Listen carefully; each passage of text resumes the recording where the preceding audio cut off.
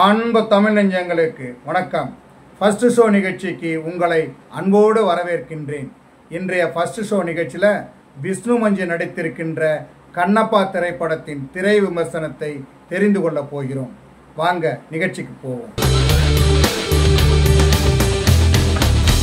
நரபலியை எதிர்க்கின்ற, மூடநம்பிக்கையை எதிர்க்கின்ற ஒரு இளைஞனை தனது பக்தனாக எப்படி சிவபெருமான் மாற்றுகிறார் என்பதுதான் இந்த படத்தின் கதை. காளகஸ்தி அருகே உள்ள ஒரு அழகான கிராமம். அந்த கிராமத்தின் தலைவராக இருக்கிறார் சரத்குமார்.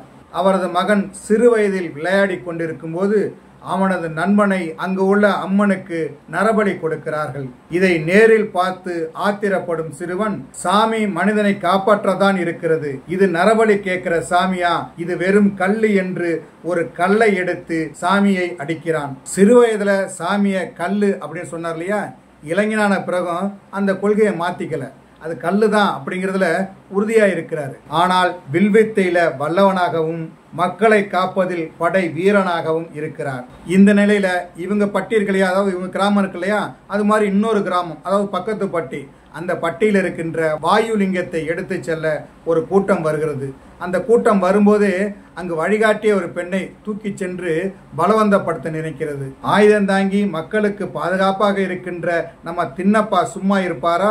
அவனை அடிக்கிறார், அவனது கூட்டத்தையும் அடிக்கிறார், கொள்கிறார். எதிரிகளை கொன்று அவர்களின் பிணத்தின் மேல் ஆட்சி செய்து கொண்டிருக்கின்ற அண்ணனுக்கு தம்பி இறந்த தகவல் கிடைக்கிறது. தின்னா சாதாரண ஆள் இல்லை, அவனை தாண்டி வாயுலிங்கத்தை எடுத்து செல்வது சாத்தியமில்லை என்று கூறுகின்றனர். தின்னனையும் அவனது கூட்டத்தையும் அந்த காட்டையும் நாசமாக்கி வாயுலிங்கத்தை எடுத்து வருகிறேன் என்று அந்த கூட்டத்தின் தலைவன் அரக்கன் சபதம் செய்கிறான். அந்த அரக்கன் கூட்டம் வரப்போகிறது, எல்லோரையும் கொல்லப் போகிறார்கள் என்கிற தகவல் தின்னாவின், அதாவது தின்னாவோட பட்டிக்கு மட்டுமல்ல, சுற்றி இருக்கின்ற 5 பட்டிகளுக்கும் தெரிய வருகிறது. இந்த 5 பட்டி தலைவர்களும் ஒன்று கூடுகிறார்கள், பேசுகிறார்கள். இந்த காட்டையும் நாட்டையும் பாதுகாக்க தின்னாவால் மட்டுமே முடியும் என்று தின்னாவை 5 பட்டிக்கும் ஒரு போர் வீரனாக, தளபதியாக நியமிக்கிறார்கள். போருக்கு முன் அம்மனுக்கு நரபலி கொடுக்க முடிவு செய்கிறார்கள்.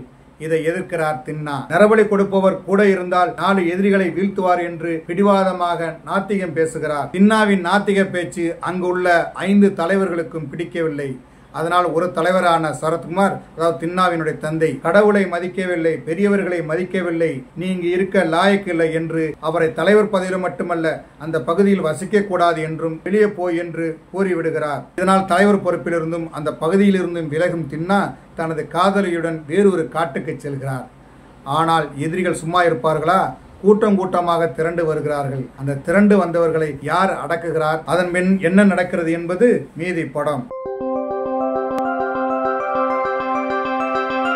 கதையின் நாயகனாக தின்னா என்கிற கதாபாத்திரத்தில் நடித்திருக்கிறார் மோகன் பாபுவின் மகன் விஷ்ணு மஞ்சு. கடவுள் மறுப்பாளனாகவும், கடவுளை நேசிப்பவராகவும், காதலராகவும், போர் வீரனாகவும் படம் முழுக்க இந்த படத்தை தூக்கி நிறுத்தும் பாத்திரத்தில் நடித்திருக்கிறார் விஷ்ணு மஞ்சு. பல இடங்களில் தனது நடிப்பால் பிரமிக்க வைக்கிறார். படம் முழுக்க அவருடைய கடின உழைப்பு தெரிகிறது. கதாநாயகியாக பிரீத்தி முகுந்தன், அந்த கால பெண்மணியாக உடையணிந்து வந்து கவர்கிறார். ஆரம்பத்தில் நாயகனிடம் மோதுகிறார். சிவனை கல்லு நான் சொன்னேன் என்று அவரிடம் மோதுகின்ற காட்சிகள் அழகாக இருக்கிறது. சிவலிங்க ரகசியத்தை காப்பாற்றுவராக, பூஜை செய்பவராக, தனக்கு மட்டுமே உரிமை உள்ளது என்று கூறுபவராக நடித்திருக்கிறார் மோகன் பாபு. சாதி பாகுபாடு பற்றி பேசுகின்ற பாத்திரம், அதை ஆவேசமாக செய்து அசத்தி இருக்கிறார். நாயகனின் தந்தையாக சரத்குமார், ஒரு கூட்டத்தின் தலைவனாக, மகனின் மீது பாசம் உள்ளவராக, மகனின் திறமை மீது நம்பிக்கை உள்ளவராக, கோபம் வரும்போது நேர்மையாக நடந்து கொள்பவராக நடித்திருக்கிறார்.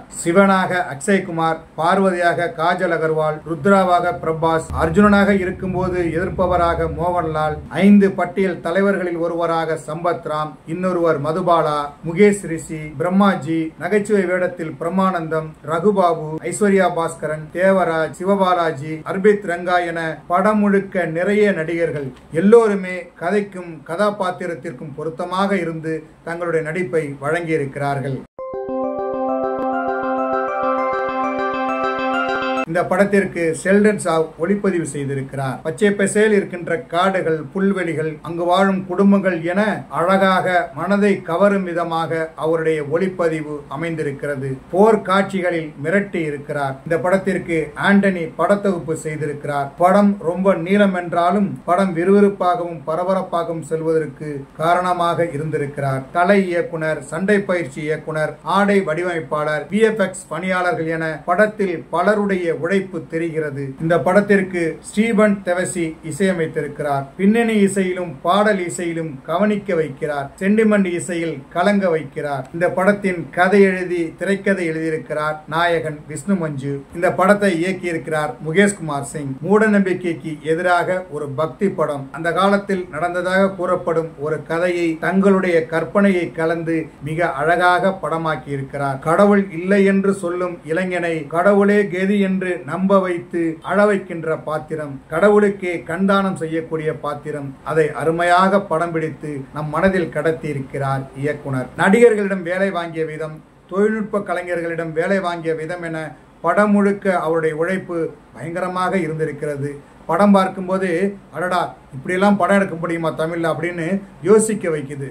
இந்த படம் தமிழ்ல மட்டுமல்ல, தெலுங்கு, இந்தின்னு பல மொழிகள் எடுக்கப்பட்டிருக்கிறது. அந்த காலத்தில் நடந்த கதையை இந்த காலத்திலும் பார்த்து ரசிக்கிற வகையில் இந்த படத்தை இயக்கியிருக்காங்க. நல்லா பார்க்கலாம், ரசிக்கலாம்.